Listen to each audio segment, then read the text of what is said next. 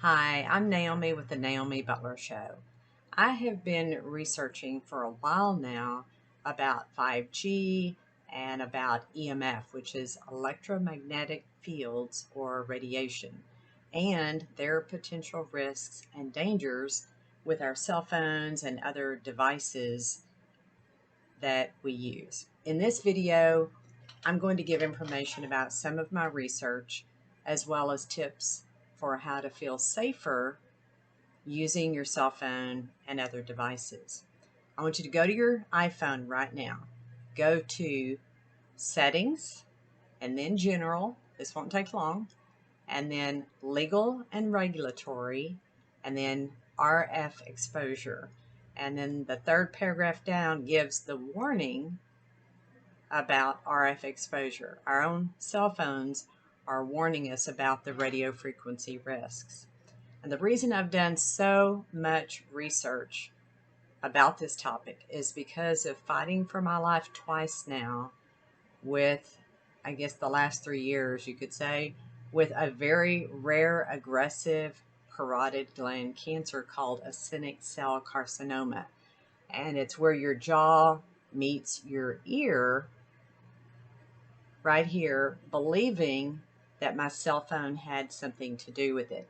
When you find out you have cancer, you research to try to find out why you have it, how it happened, and I've talked to even many others who believe cell phones had something to do with the cancer they have dealt with as well. None of us can make a medical claim, but we believe strongly about this. I do realize that sometimes we cannot find a reason. We just have to accept it and deal with it. And then other times it makes sense to ask questions, lots of them, and do our research. Because maybe, just maybe, we find different factors that can help us going forward and also help others. God has kept me here and I'm very, very grateful. My goal is and has always been to help others. Part of me helping others is to bring awareness to you about what to do to feel safer using your cell phone and other devices. So keep on listening here because there's a lot of information in this video. There are many studies that have been done that relate to the dangers of EMF radiation. A lot of these studies state that, quote, more research is needed. Now we're dealing with 5G, which is much faster technology, and they suggest further studies as well. If they can keep saying we need further studies, then they don't have to find conclusive evidence or let that evidence become public. Think about this. It took decades to figure out that smoking caused lung cancer and other diseases. Decades. The tobacco manufacturers suppressed that information. When evidence started rolling in, the Surgeon General's warning kept changing from maybe hazardous to smoking causes lung cancer, heart disease, etc. But it took a long time to get there. And lung cancer is now one, if not the most deadliest cancer every year. As with all science, there are contradictions. And until there is more research that is 100% conclusive, or like I said earlier, until they finally let the conclusive evidence go public, and that can take many, many years and it can take many lives. The model that has been used since 1996 for the allowable amount of EMFs was based on what they call SAM, representing the top 10% of U.S. military recruits in 1989. It was based on a 6'2", 220-pound, large man with a large head. The limits for cell phone emissions in the U.S. has not changed since then. So keep in mind that a lot of us are much smaller than a 6'2" large man, and especially our children who are more susceptible because they have thinner skulls. In researching the distance To keep your body from your cell phone, I found 5 mm separation for the newer phones, which is about 1/4 of an inch. Just the other day, I called my cell phone carrier and asked if there was a user manual about what distance to keep my cell phone away from my head. She tried to find something but was going to send me to Apple support. And before she transferred me, she said she wanted to find out herself because she has a child. She already realized that it was something to check out. And Apple sent me their important safety information for iPhone. And under the topic prolonged heat exposure, I'm going to give you what it states.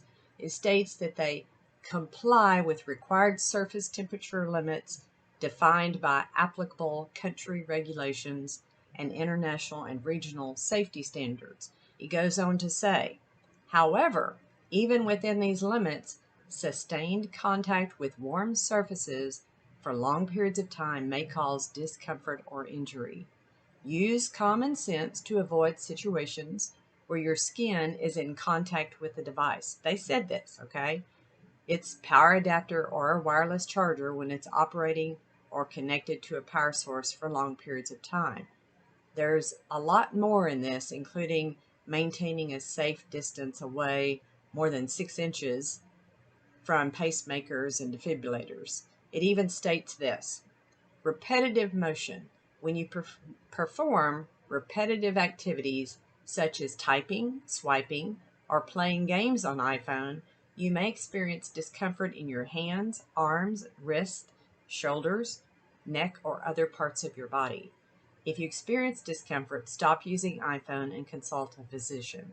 This is all from the iPhone user guide of iOS 15, which is what my phone is that I got a few years ago. There were studies done in Israel and Sweden that I read about. From 1970 to 2001, parotid gland tumors in Israel had averaged 37 cases per year. From 2002 to 2006, the cases increased by 65% to an average 61 cases per year. There are more studies about chronic cell phone use out there, which would take up a lot of time today. What does all this mean? It means that we need to be aware of this. I will give you one analogy. If you try to put a frog in hot boiling water, it will jump out. If you put the frog in cool water and slowly heat it up to boil, it will not perceive the danger and becomes dinner. I know that sounds frightening, but after what I've gone through, I just want you to think about being more careful with your cell phones and other devices. I will try to have more videos about this topic, but in the meantime, here are some ways to help you feel safer. Do not put your phone or device right up against your ear or your head or even in your lap. Use the speakerphone or a hands-free option, which is, I started using the speakerphone 3 years ago when I had the first diagnosis, and I still do this today. Keep your devices on the table. Do not sleep with your cell phone or near it. Put your phone in another room at night, not even on the nightstand by you. Do not use a cell phone while it's charging. Charging generates high EMFs. Unplug your devices once they are charged. Use a toaster oven or your oven instead of a microwave. There are so many more things that we can do to help protect ourselves and our little ones. If you want more information, please message me on Instagram at naomi.butler, and I will do my best to help you. If you like my videos, please subscribe to my YouTube channel, The Naomi Butler Show, and there are other videos on there related to other topics, and I just appreciate you watching. Thank you so much. See you on the next one.